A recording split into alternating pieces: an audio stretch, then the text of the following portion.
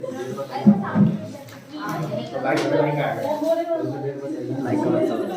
चलिए शुरुआत करें।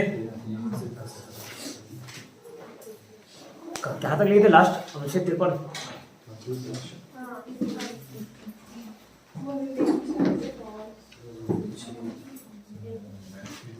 उसी के नीचे लिखना आर्टिकल 53 इज इक्वल टू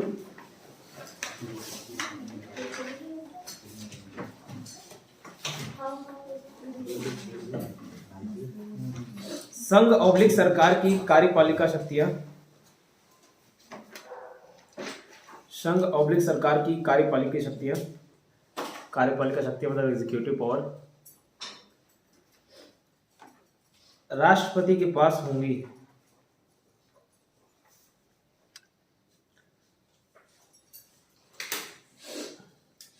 और राष्ट्रपति अपने पावर का इस्तेमाल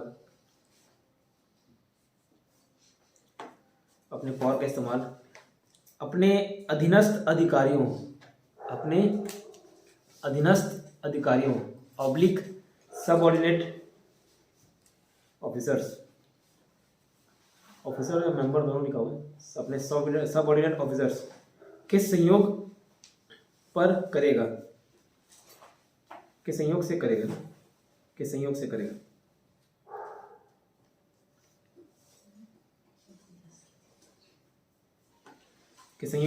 ठीक है हुआ।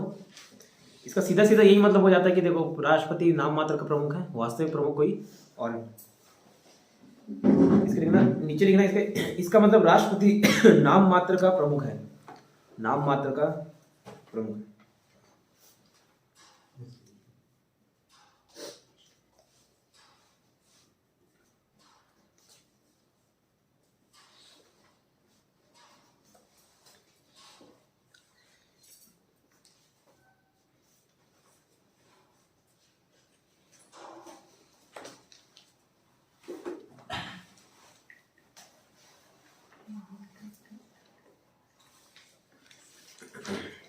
तो यहाँ एक चीज बता दो, अब यहाँ से आर्टिकल 75 लिखो, आर्टिकल 75, आर्टिकल 75, ठीक है।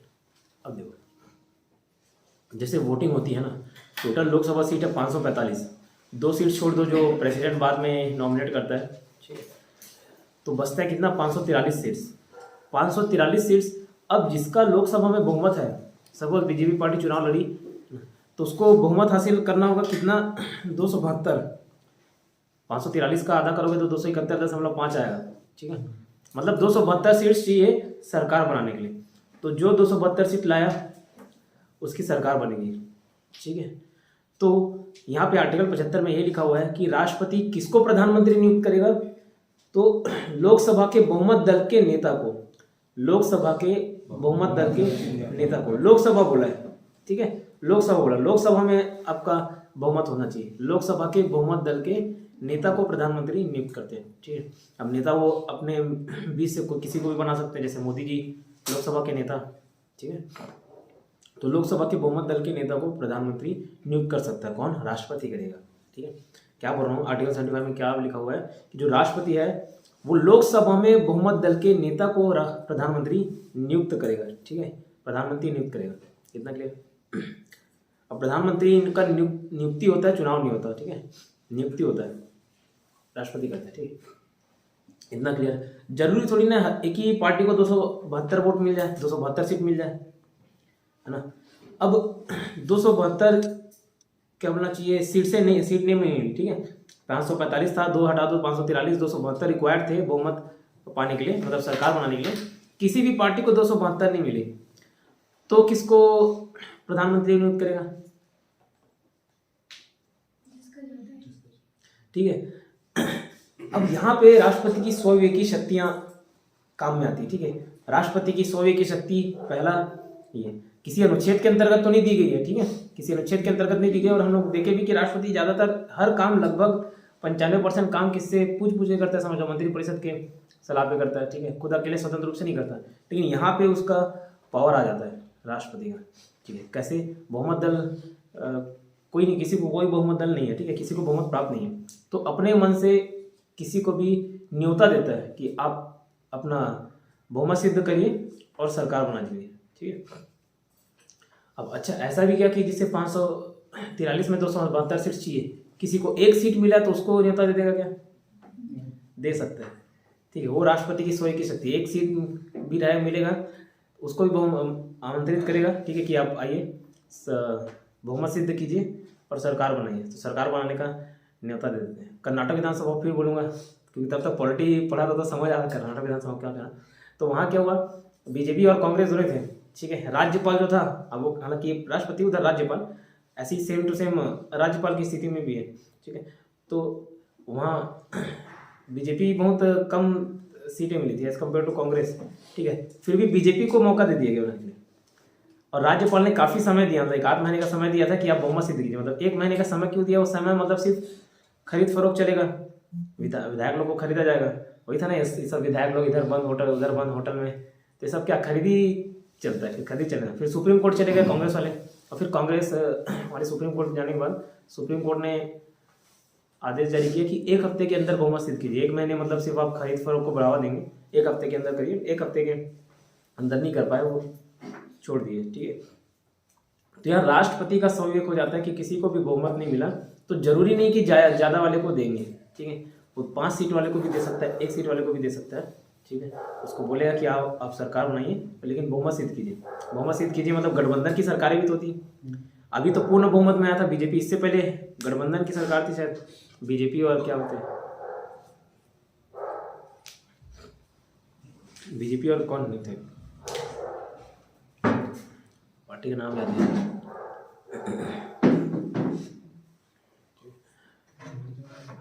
गठबंधन की सरकारें बनती है। सपोज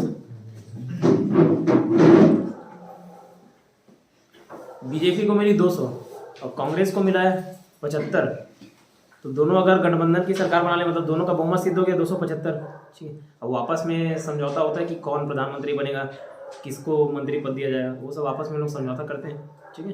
फिर 275 लेके जाएंगे राष्ट्रपति के पास, ठीक है, हमको अब बहुमत है हमारे पास, आप प्रधानमंत्री कीजिए, तो उसके बहुमत दल के नेता को प्रधानमंत्री नियुक्त कर देगा। इतना क्लियर, ये समझ आए? तो ये पहला स्वयं की शक्ति है राष्ट्रपति की, ठीक है।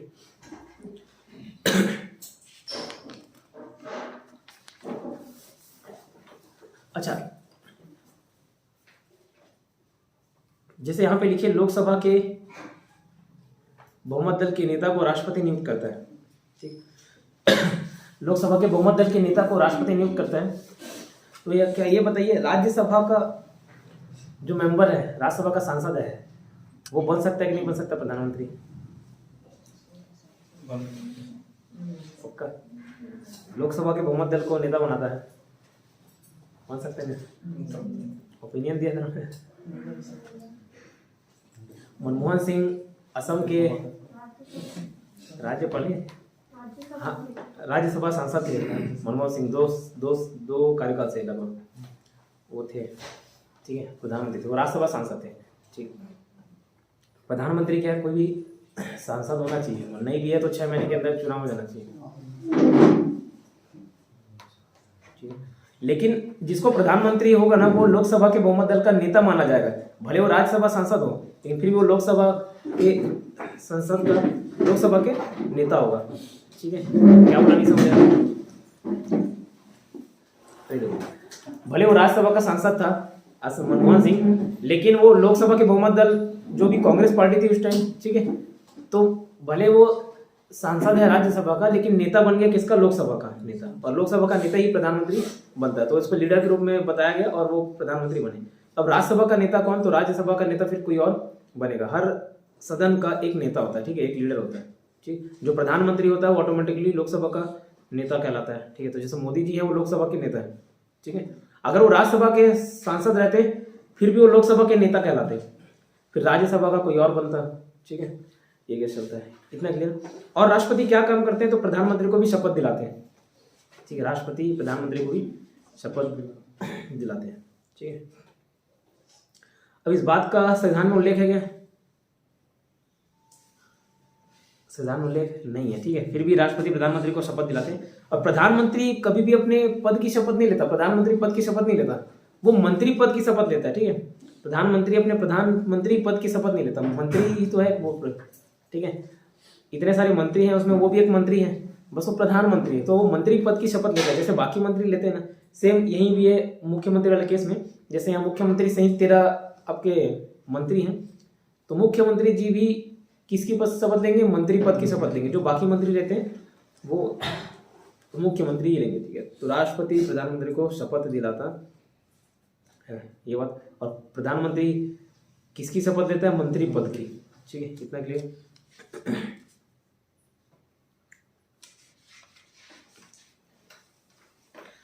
ठीक। अब चलो ठीक है, प्रधानमंत्री बन गया, उसके बाद अलग अलग लोगों का अलग अलग विभाग मिलता है। जैसे यही देख लो मुख्यमंत्री में, किसी को शिक्षा विभाग, किसी को स्वास्थ्य विभाग, किसी को ठीक है। तो ये विभाग किसको मिलेगा, कौन डिसाइड करता है? पीएम भेजता है, इसको ये विभाग, इसको ये विभाग, इसको ये विभाग, राष्ट्रपति को, फिर राष्ट्रपति नियुक्त करता है, ठीक है। तो यहाँ अगर पूछे कि राष्ट्र के विभागों का बंटवारा पीएम करता है, लेकिन फिर देता कौन है? राष्ट्रपति, ठीक है। इतना क्लियर? तो राष्ट्रपति नियुक्त करता है ना, किसको किसका मिलना चाहिए। जैसे सेम यहाँ पे राज्यपाल नियुक्त करेगा, जैसे इनको अगर स्वास्थ्य विभाग मिलना चाहिए, जैसे टीएस सिंहदेव को मिला ना, गुड मॉर्निंग मैम, ठीक है, टीएस सिंहदेव को मिला स्वास्थ्य विभाग, तो वो नियुक्त कौन करेगा? टीएस सिंहदेव को राज्यपाल, यहाँ वाले केस में राज्यपाल। वैसे ही वहाँ पे राष्ट्रपति नियुक्त करेगा, लेकिन वो अपनी स्वविवेकी नहीं करता, स्वविवेकी शक्ति नहीं है राष्ट्रपति की या राज्यपाल की, वो मुख्यमंत्री या प्रधानमंत्री भेजता है सिफारिश कि इसको ये विभाग दिया जाए, तब वो नियुक्त करता है, ठीक है। तो वहाँ पे भी उसका इंडिपेंडेंट पावर नहीं है। लेकिन अभी एक इंडिपेंडेंट पावर देखें कि किसी को अगर लोकसभा में बहुमत प्राप्त नहीं है तो अपने मन से वो बुला सकता है, ठीक है, अपने मन से किसी को भी न्योता दे सकता है, फिर वो बाद में बहुमत सिद्ध करते रहेगा, ठीक है। इतना क्लियर?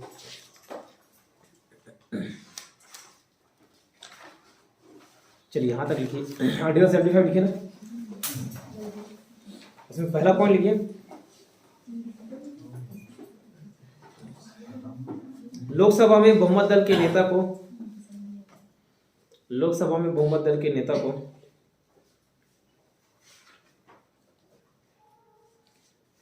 राष्ट्रपति प्रधानमंत्री नियुक्त करता है। लोकसभा में बहुमत दल के नेता को राष्ट्रपति प्रधानमंत्री नियुक्त करता है।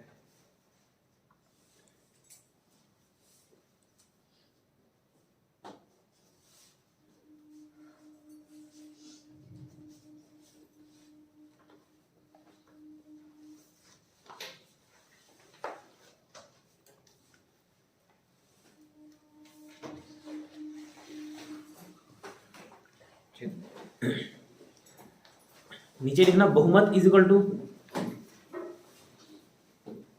बहुमत is equal to 545 minus 2 is equal to 543 divided by 2, ठीक है। 543 डिवाइडेड बाई 2 अब आएगा कितना? 271.5 आएगा, ठीक है। 271.5 इज इक्वल टू 271.5 लिखना, इज इक्वल टू 272, मतलब 272 चाहिए आपको बहुमत। बहुमत क्या कहलाएगा? 272 सीट आपके पास हैं, ठीक है। तो बहुमत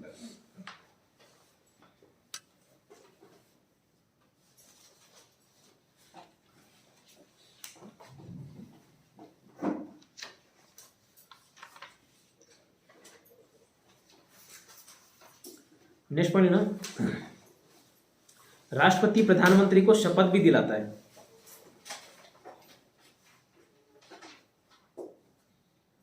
राष्ट्रपति प्रधानमंत्री को शपथ भी दिलाता है, ओथ, शपथ मतलब ओथ।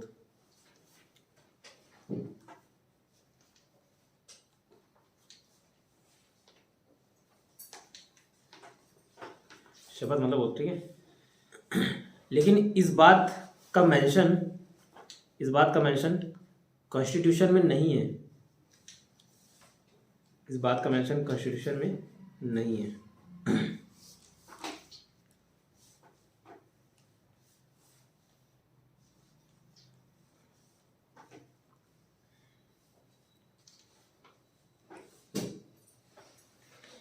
नीचे लिखना, प्रधानमंत्री शपथ मंत्री के रूप में लेता है।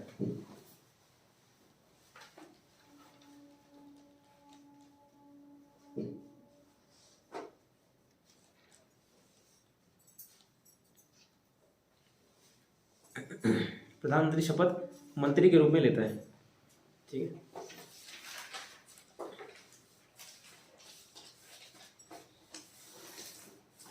नीचे पॉइंट लिखना नेक्स्ट, राष्ट्रपति अन्य मंत्रियों की भी नियुक्ति करता है, ठीक है। राष्ट्रपति अन्य मंत्रियों की भी नियुक्ति करता है, लेकिन पीएम की सिफारिश पर, लेकिन पीएम की सिफारिश पर।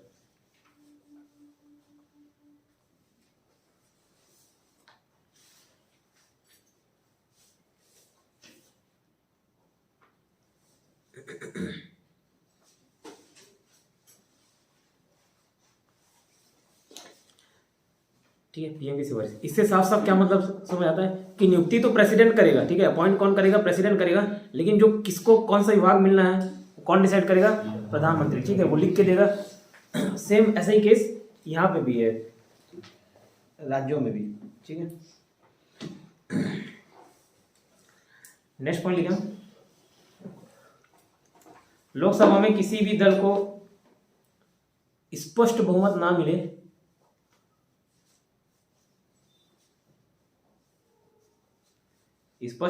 मिले तो राष्ट्रपति अपना डिस्क्रिशनरी पावर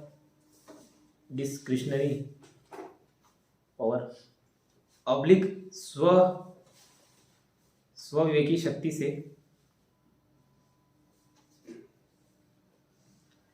किसी को भी सरकार बनाने के लिए इनविटेशन दे सकता है। छूट गया क्या सर?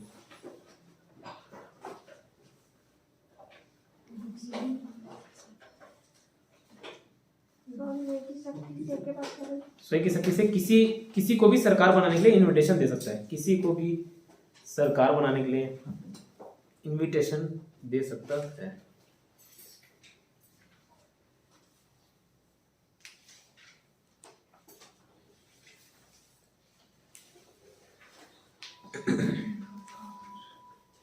ठीक है,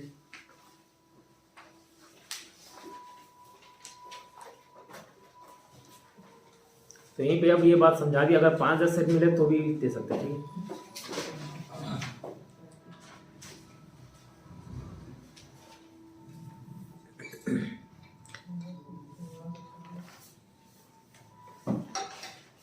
अच्छा, राष्ट्रपति अन्य मंत्रियों को भी शपथ दिलाता है, नहीं लिखे ना, उसको भी लिख लो, मतलब सभी मंत्रियों को शपथ दिलाता है राष्ट्रपति अन्य मंत्रियों को भी शपथ दिलाता है।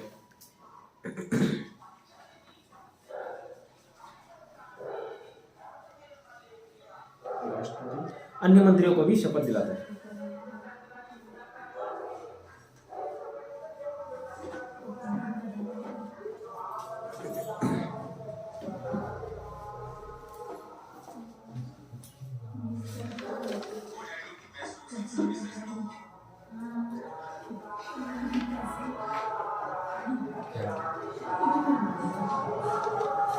ठीक है, ये क्लियर हो?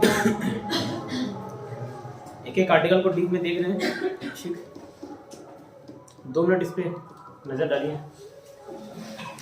बस 2 मिनट।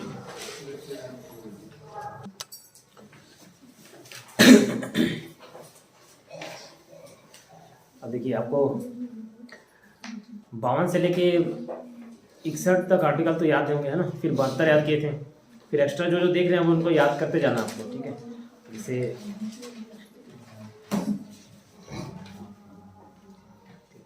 जो भी आर्टिकल्स देख रहे हैं सबको याद करते जाना है। अभी तो कौन सा देखे, 75 देखे ना, उससे पहले 53 तो कल 53 देख चुके। तो जो नया आर्टिकल्स है उसको पीछे जो एक आर्टिकल लिखने के लिए जगह छुड़ाया था ना, बाद में उसको घर जाके वहाँ पर नोट कर लेना कि पूरे आर्टिकल्स याद रहना चाहिए, उसके पॉइंट्स याद रहना चाहिए। अब नेक्स्ट देखिए आर्टिकल 77।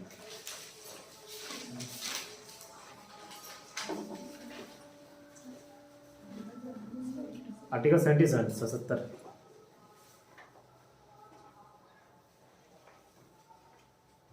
इसमें दो बातें दी गई हैं। पहला लिखना, संघ सरकार के सभी कार्य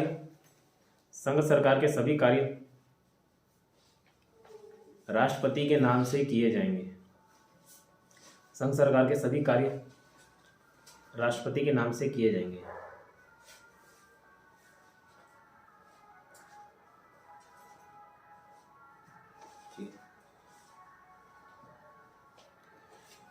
बस इसी के नीचे ब्रैकेट में डाल के लिखना, राष्ट्रपति नाम मात्र का प्रमुख है। राष्ट्रपति नाम मात्र का प्रमुख है। इसका आधार आर्टिकल 77 है।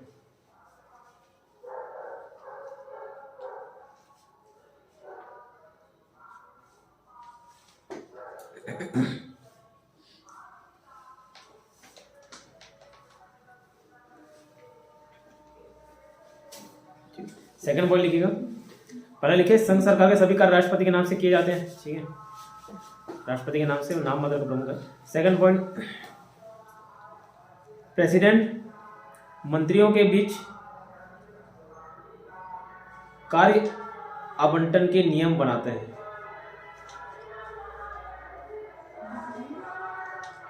कार्य आवंटन के नियम बनाते हैं। इसको इंग्लिश में शायद allocation of the business rule बोलते हैं। चेक कर लेते हैं, allocation of the business rule, आवंटन के नियम। आवंटन मतलब एलोकेशन है, allocation of the business rule शायद तक देख लेते हैं।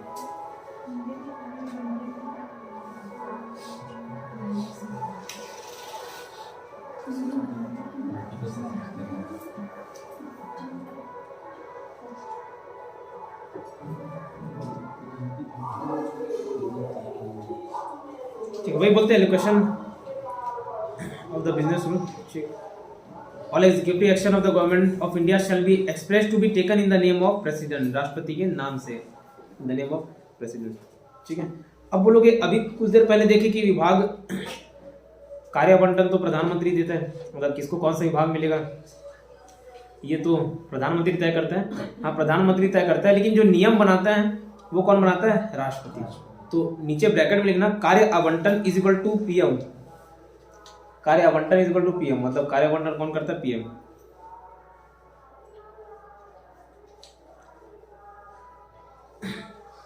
और जस्ट नीचे लिखना, कार्य आवंटन का नियम इज इक्वल टू प्रेसिडेंट। कार्य आवंटन पीएम करता है, कार्य आवंटन का नियम प्रेसिडेंट बनाता है।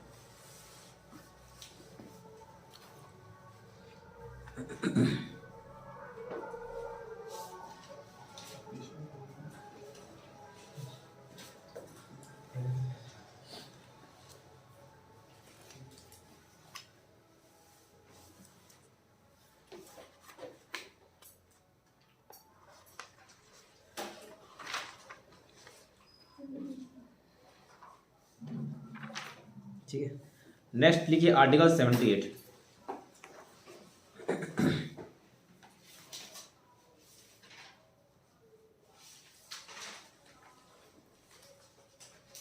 अब इसमें कुछ पॉइंट्स है, पॉइंट्स लिखते जाइए लाइन से। पहला, प्रेसिडेंट पीएम से देश की शासन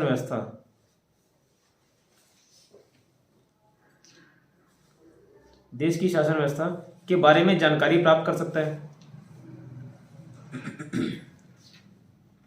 प्रेसिडेंट पीएम से देश की शासन व्यवस्था के बारे में जानकारी प्राप्त कर सकता है। दूसरा,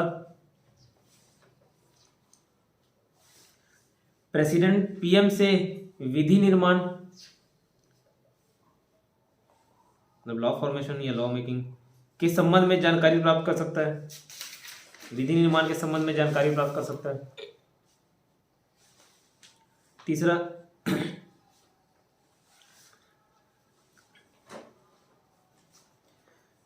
प्रेसिडेंट पीएम को बुलाकर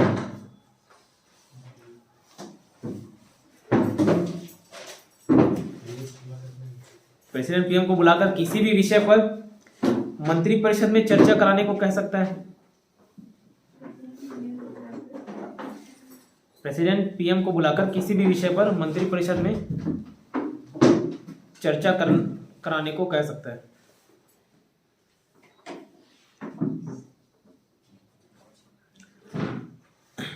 तो ये 3 पॉइंट तो प्रेसिडेंट का पावर बताता है कि पीएम को मांग सकता है जानकारी, ठीक है, कुछ भी पूछ सकता है। और चौथा फिर प्रधानमंत्री का कर्तव्य बताता है। चौथा लिखना, ये प्रधानमंत्री का या पीएम का संवैधानिक कर्तव्य है, कॉन्स्टिट्यूशनल ड्यूटी, संवैधानिक कर्तव्य है कि वो प्रेसिडेंट द्वारा मांगी गई सभी जानकारी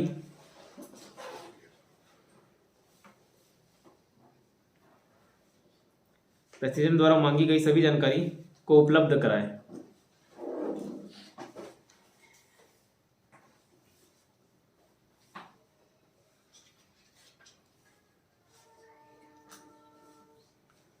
प्रेसिडेंट द्वारा मांगी गई सभी जानकारी को उपलब्ध कराए।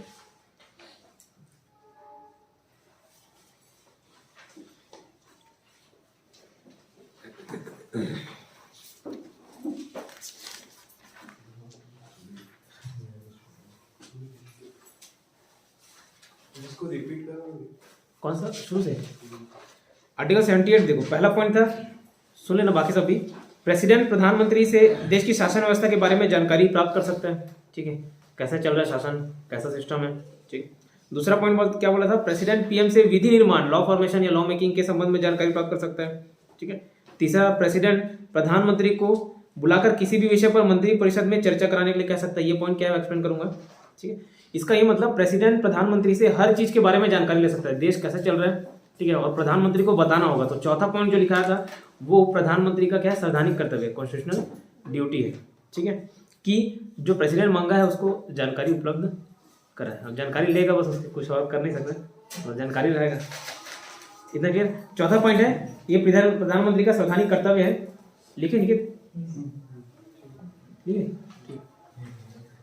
संवैधानिक कर्तव्य है कि वो प्रेसिडेंट द्वारा मांगी गई सभी जानकारी को उपलब्ध कराए, ठीक है।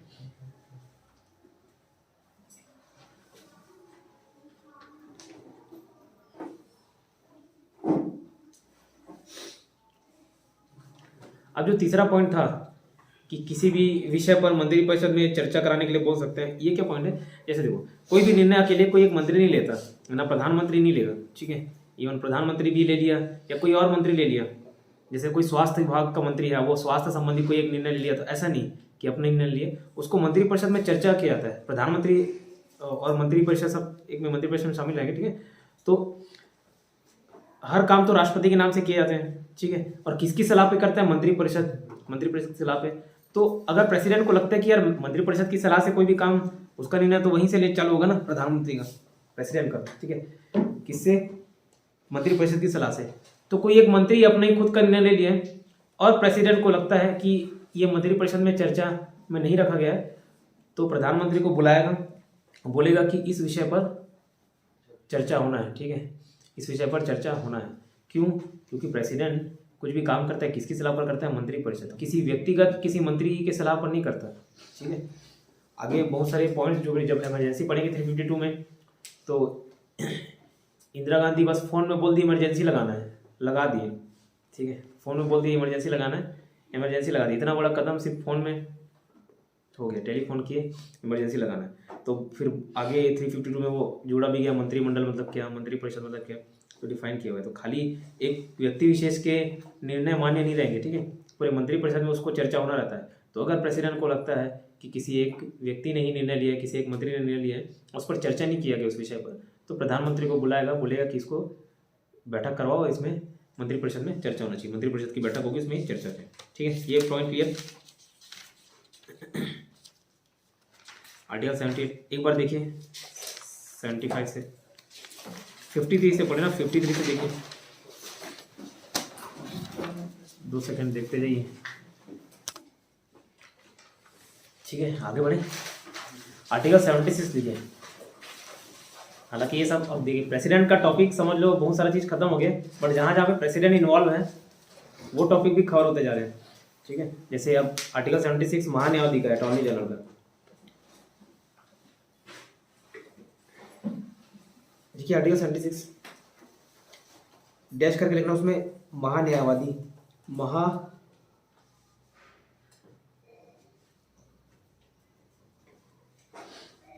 महान्यायवादी, ठीक है, attorney general oblique attorney general, दोनों लिखे हैं, इंग्लिश हिंदी।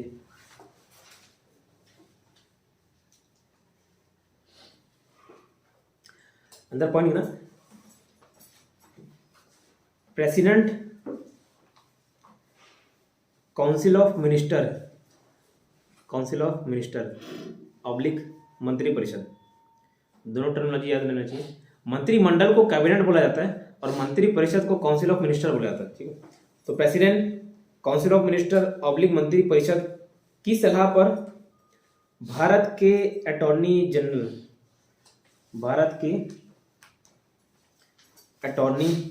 जनरल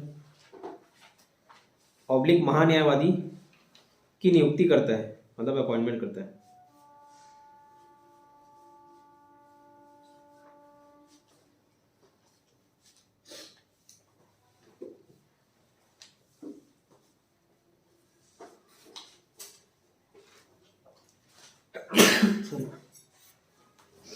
ठीक है, अटॉर्नी जनरल की नियुक्ति करता है।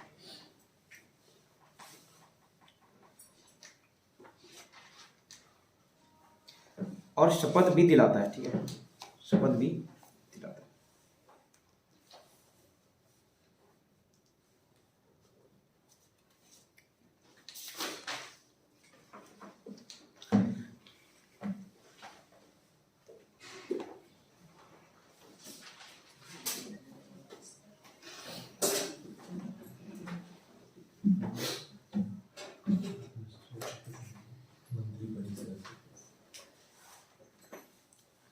नेक्स्ट पॉइंट लिखिएगा,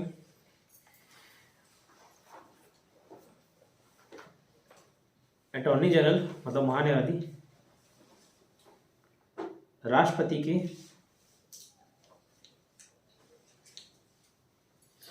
प्रसाद पर्यंत oblique pleasure of the president, राष्ट्रपति के प्रसाद पर्यंत oblique pleasure of the president, प्रसाद पर्यंत, प्रसाद प्लेजर ऑफ द प्रेसिडेंट, दोनों लिखना। महान्यायवादी राष्ट्रपति के प्रसाद पर्यंत oblique pleasure of the president, प्रसाद नॉर्मल जो प्रसाद देते हो वही वाला प्रसाद है, पर्यंत प या के ऊपर ये वाला प्रसाद पर्यंत ऐसे लिखेंगे, प्रसाद पर्यंत पद पर रहता है। प्रसाद पर्यंत मतलब क्या, जब तक राष्ट्रपति चाहे तब तक पद पर बने रहेगा, ठीक है। अभी कौन है अपना न्यायवादी, के वेणुगोपाल, ठीक है, और सीएजी मुर्मू, ठीक है, गिरीश चंद्र मुर्मू। तो के वेणुगोपाल पिछले कार्यकाल में भी थे, ठीक है, मतलब बीजेपी के कार्यकाल में। तो ये सब क्या होता है, जो जिसकी सरकार है ना उसके मनपसंद के व्यक्ति रहते हैं इनमें, अटॉर्नी जनरल में। के वेणुगोपाल थे पिछले कार्यकाल में, फिर जब राष्ट्रपति बने रामनाथ कोविंद जी, फिर उसी को ही अपॉइंट कर दिए, मतलब जब राष्ट्रपति चाहे तब तक बने रहते पद पर, ठीक है।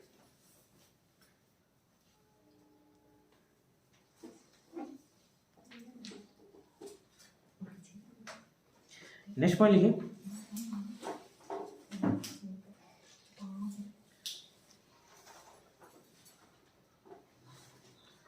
कैग का आर्टिकल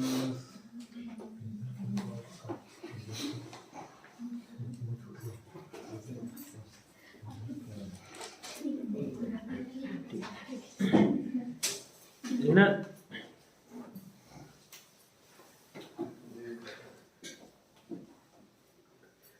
आर्टिकल 148 से 151 ब्रैकेट में लिखना। कैग का पद क्या है, आर्टिकल 148 में है, ठीक है। इसका 76 में महान्यायवादी का, कैग का 148 में है, तो 148 लिखिए, 148 टू 151।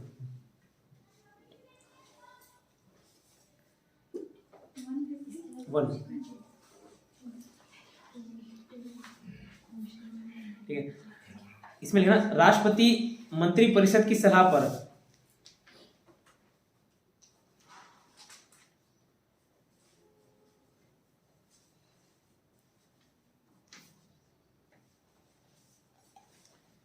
मंत्री परिषद मतलब काउंसिल ऑफ मिनिस्टर, ठीक है, की सलाह पर CAG, CAG CAG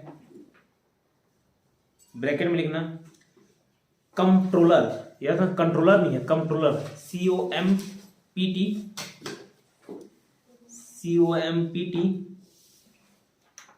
ROLLER LLER, controller and auditor general of India.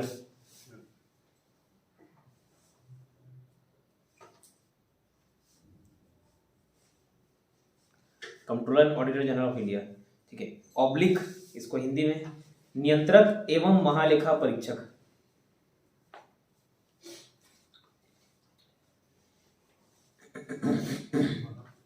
महालेखा परीक्षक, ऑडिटर जनरल ऑफ इंडिया, ठीक है। Controller and auditor general of India, CAG, नियंत्रक एवं महालेखा परीक्षक।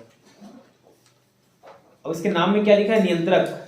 इसका काम भी क्या करने का होता होगा? नहीं रहता, ठीक है। बस नियंत्रण नहीं करता, ऑडिट करने का काम करता है। नाम में बस लिखा हुआ नियंत्रक। आगे आकर जब कैग अलग से पढ़ेंगे ना तो वहां पे रिपीट हो जाएगा। ठीक, क्या लिखा? राष्ट्रपति मंत्रिपरिषद की सलाह पर कैग की नियुक्ति करेगा। जो कैग हिंदी इंग्लिश में लिखे ना, आगे लिखना CAG, controller and auditor general of India oblique नियंत्रक एवं महालेखा परीक्षक की नियुक्ति करेगा। नियुक्ति मतलब अपॉइंटमेंट की नियुक्ति करेगा। वैसे कंटिन्यू कीजिए, आगे लिखिए controller and auditor general oblique महालेखा नियंत्रक परीक्षक की नियुक्ति करेगा और उसको शपथ दिलाएगा।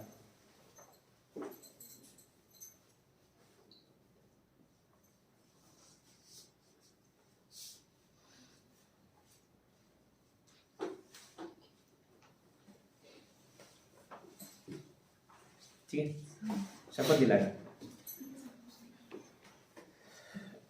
तो ये भी कब तक पद पर पड़ जाता होगा? जब तक इसका कार्यकाल रहता है, ठीक है, 6 साल का। और फिर ये संसद, अगर संसद हटाते हैं, अगर इनको हटाना है तो जैसे महाभियोग लगा, जैसे महाभियोग बोलता हूँ, महाभियोग वर्ड तो राष्ट्रपति के लिए यूज किया जाता है। महाभियोग जैसी प्रक्रिया के तहत जजेस को भी हटाया जाता है और वैसे ही कैग को भी हटाते हैं, ठीक है। तो लिखिए नेक्स्ट में लिखना, कैग राष्ट्रपति के प्रसाद पर्यंत पद पर नहीं रहता है।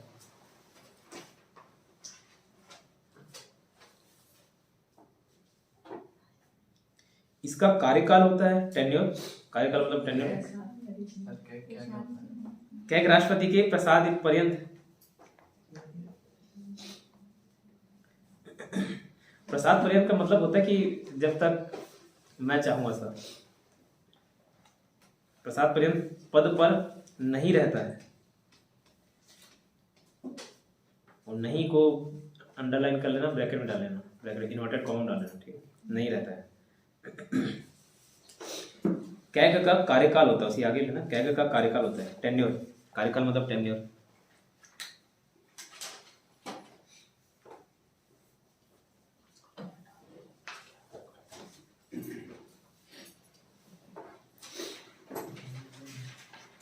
टेन्योर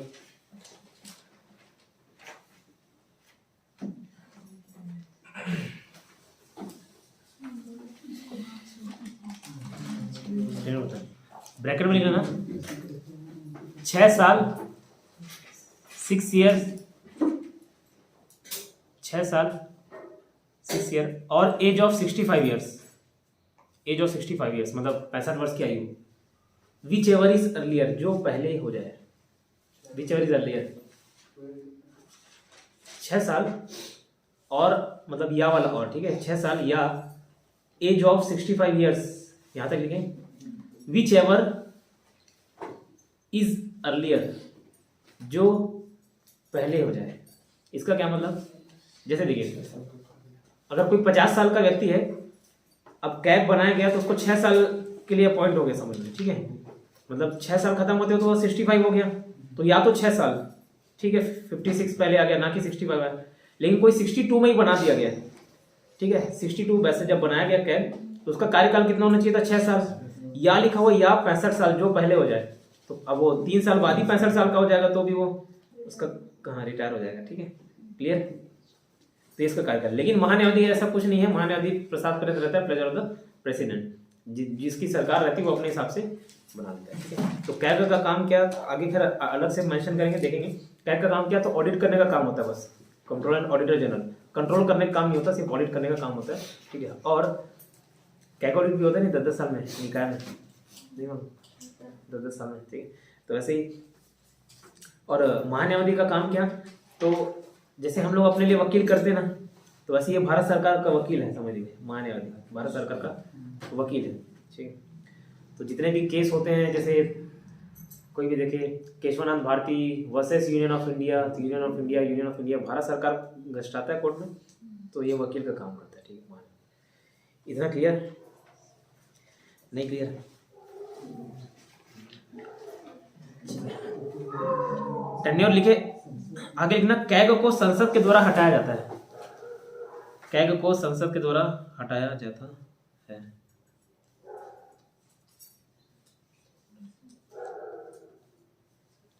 कैग को संसद के द्वारा हटाया जाता है।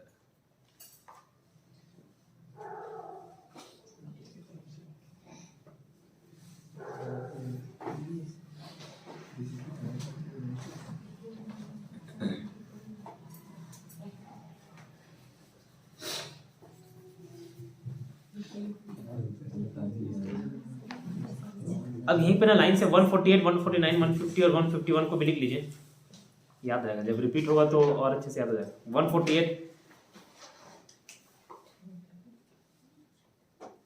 डैश करके लिखना, 148 appointment of CAG,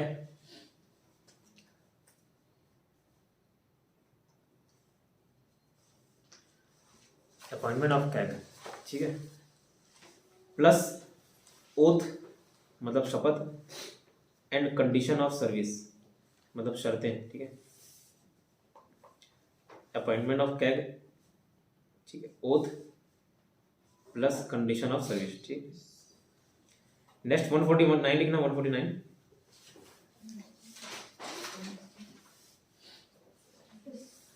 duties and powers of CAG, कार्य एवं शक्तियां, कैग की कार्य एवं शक्तियां, duties and powers of CAG.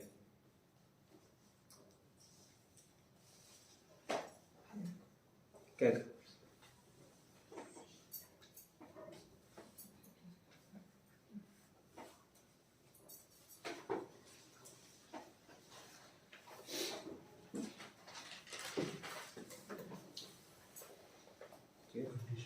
Article 150 लिखना डैश करके,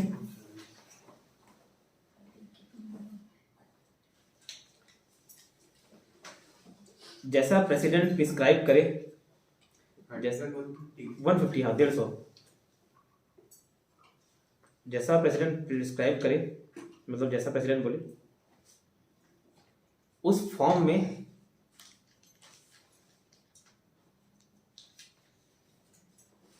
केंद्र और राज्य के अकाउंट्स मेंटेन करना,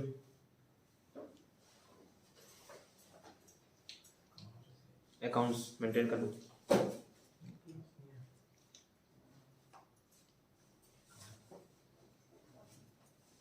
वन 151 लिखिए नेक्स्ट,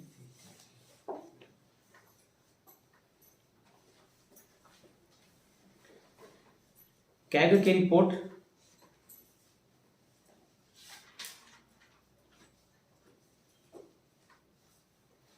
कैग की रिपोर्ट जो केंद्र के हैं, मतलब यूनियन का है, जो केंद्र का है, कैग की रिपोर्ट जो केंद्र के हैं, राष्ट्रपति को सौंपे जाएंगे, राष्ट्रपति को सौंपे जाएंगे,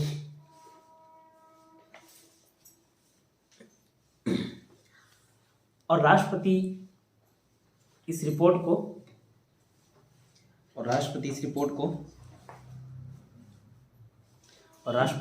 को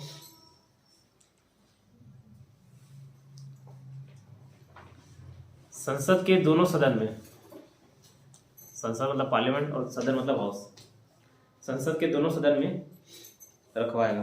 ठीक है, रखवाएगा।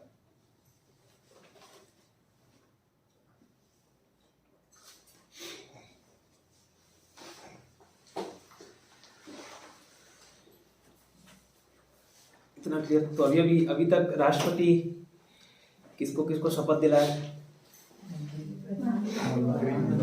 प्रधानमंत्री को देख लिए, अन्य मंत्री को भी देख लिए, महान्यायाधीश को देख लिए, कैगो को देख लिए। ठीक है, अपॉइंटमेंट भी किसको किसको करता है ना, एक साथ में करीब 16-17 लोग को करता है, तो सबको एक साथ लिख के याद कर लिया था, कहीं पे लिखा होगा उसको देख के याद करा दूंगा, कंफ्यूजन नहीं रहेगा। राज्यपाल को भी करते हैं सर? हाँ, राज्यपाल का भी करता है, लिख रहा हूँ नेक्स्ट पॉइंट, बोल दिए तो। राज्यपाल का करता है, और लेकिन वो भी मंत्रिपरिषद की सलाह से करता है ना, काउंसिल ऑफ मिनिस्टर। और यहाँ यूनियन टेरिटरीज में क्या रहते हैं बताइए? लेफ्टिनेंट गवर्नर रहते हैं और प्रशासक रहते हैं। हर जगह लेफ्टिनेंट गवर्नर नहीं है, 4 जगह प्रशासक थे, प्रशासक। लिखिए नेक्स्ट पॉइंट। राष्ट्रपति काउंसिल ऑफ मिनिस्टर की एडवाइस पर, काउंसिल ऑफ मिनिस्टर मतलब मंत्री परिषद, ठीक है, काउंसिल ऑफ मिनिस्टर की एडवाइस पर 28 राज्यों के राज्यपाल की नियुक्ति करता है।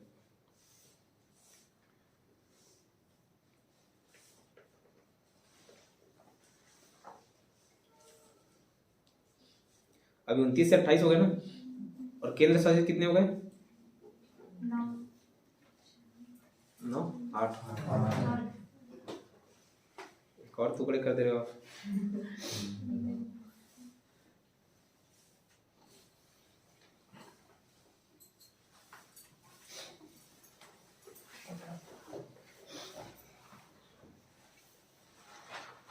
जम्मू कश्मीर में भी लेफ्टिनेंट रहेगा, ठीक है। और 8 यूनियन टेरिटरीज में, अभी 8 हो गया ना, 8 यूनियन टेरिटरीज में ऐसे नीचे नीचे करके लिख लेना, ठीक है। 8 यूनियन टेरिटरीज में लिखो, उसके बाद दिल्ली, पुदुचेरी, अंडमान निकोबार और जम्मू कश्मीर। दिल्ली, पुदुचेरी, अंडमान निकोबार और जम्मू कश्मीर,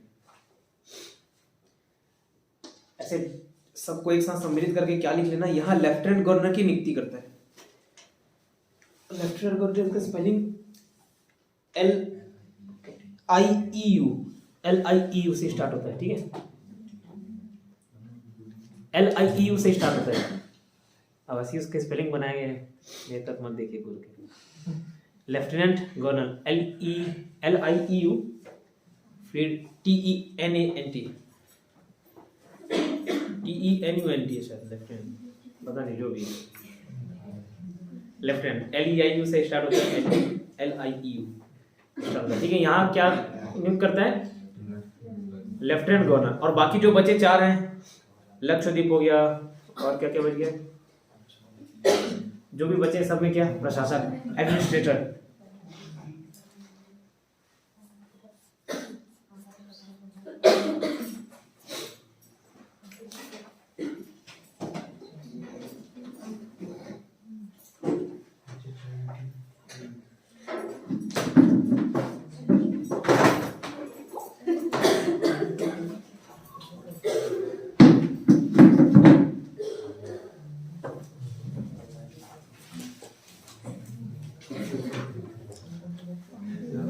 अभी शायद मनोज सिन्हा है वर्तमान में लेफ्टिनेंट गवर्नर जम्मू कश्मीर।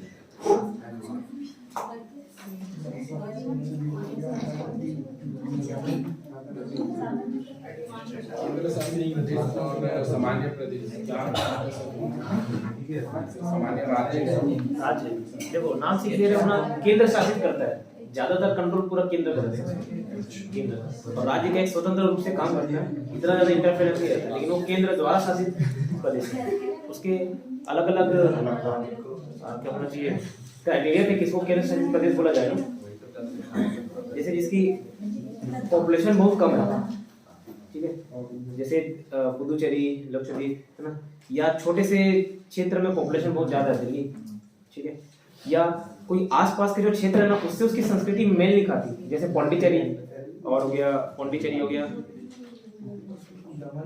दमन दीव, ये सब क्या छोटे छोटे जगह है जो बीच में आसपास के संस्कृति से मैच नहीं खाती। ये सब यहाँ क्या पुर्तगाली, फ्रांसीसी, ये सब लोग राज किए थे, तो ये सब को क्या बना दिए गए, केंद्र शासित प्रदेश किए गए। मतलब ज्यादातर इंटरफेरेंस किसका रहता है, केंद्र का रहता है, ठीक है, स्वतंत्र रूप से काम नहीं करते जैसे राज्य करते हैं। प्रशासक, एडमिनिस्ट्रेटर, प्रशासक किसका, प्रशासक एडमिनिस्ट्रेशन, बट पोस्ट का डिफरेंस है, ऐसे कुछ नाम से ही, नाम का डिफरेंस है। लेफ्टिनेंट गवर्नर और एडमिनिस्ट्रेटर में नाम के डिफरेंस है, कुछ खास नहीं है, वही काम रहता है जैसे राज्यपाल का रहता है, ठीक है, एडमिनिस्ट्रेटर का भी, लेफ्टिनेंट गवर्नर का भी, ठीक है। चलो। महाप्रसाद सभा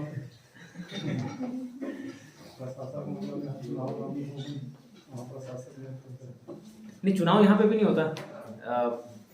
दिल्ली और पुदुचेरी को छोड़ के कहाँ चुनाव होता है, बाकी जगह नहीं होता। दिल्ली पुदुचेरी में बस विधानसभा है, बाकी जगह नहीं है। जम्मू कश्मीर अभी जुड़ा, अंडमान निकोबार में नहीं होता चुनाव। किसी प्रकार मतलब विधानसभा नहीं है तो विधानसभा चुनाव नहीं होता। पार्षद वार्षद का होता हो तो पता है। जम्मू कश्मीर में पंचायत चुनाव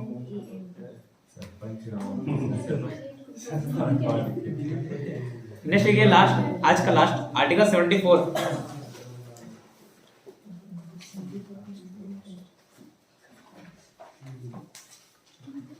आर्टिकल 74।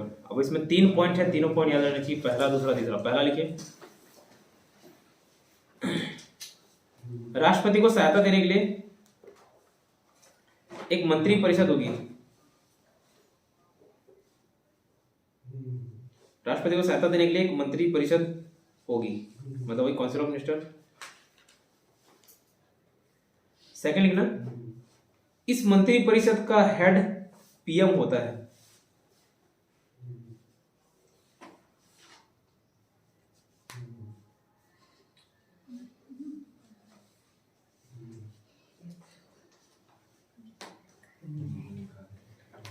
ठीक, पीएम क्या हुआ? तीसरा, राष्ट्रपति इस मंत्री परिषद की सलाह पर काम करेगा। राष्ट्रपति क्या बोले सर? इस मंत्री परिषद की सलाह पर काम करेगा। राष्ट्रपति इस मंत्री परिषद की सलाह पर काम करेगा। और तीसरे पॉइंट को ही कंटिन्यू करना, और राष्ट्रपति एक बार मंत्री परिषद की सलाह को, ठीक है, राष्ट्रपति एक बार मंत्री परिषद की सलाह को पुनर्विचार के लिए भेज सकता है। ठीक है, राष्ट्रपति एक बार मंत्री परिषद की सलाह को पुनर्विचार के लिए भेज सकता है। कहाँ भेजेगा?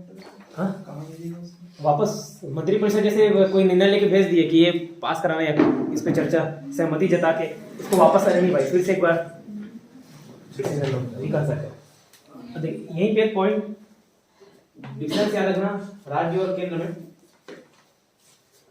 ये मंत्री परिषद की सलाह है, ठीक है, इस बात पे ध्यान देना, क्वेश्चन पूछा गया था, ये मंत्री परिषद की सलाह है।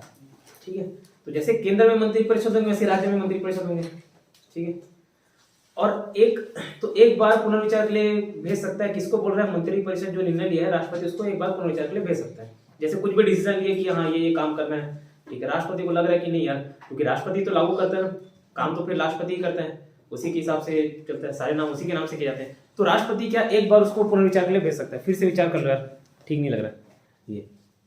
और एक बिल होता है, बिल जैसे लोकसभा राज्यसभा से पास होता है ना, उसको भी कुछ वीटो पावर दिए गए हैं। ठीक है, तो उसको भी एक बार पुनर्विचार के लिए भेज सकता है। अलग अलग वीटो के नाम है, कोई पॉकेट में डाल लिया पॉकेट वीटो, कोई एब्सोल्यूट वीटो, निलंबनकारी वीटो, सस्पेंशन वीटो, ऐसे बहुत सारे वीटो के नाम है। ठीक है, तो वहां पे भी याद रखना, भी आगे आएगा वीटो पावर आर्टिकल 111 के तहत।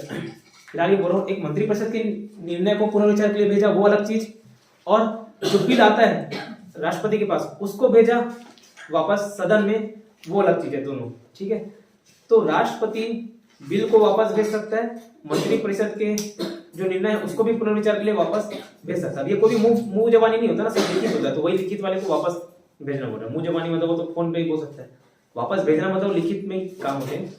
लेकिन ये डिफरेंस याद रखना, जब राज्य की बात आती है तो राज्यपाल बिल को तो वापस भेज सकता है, मंत्री परिषद के निर्णय को पुनर्विचार के लिए नहीं भेज सकता। ये डिफरेंस याद रखना।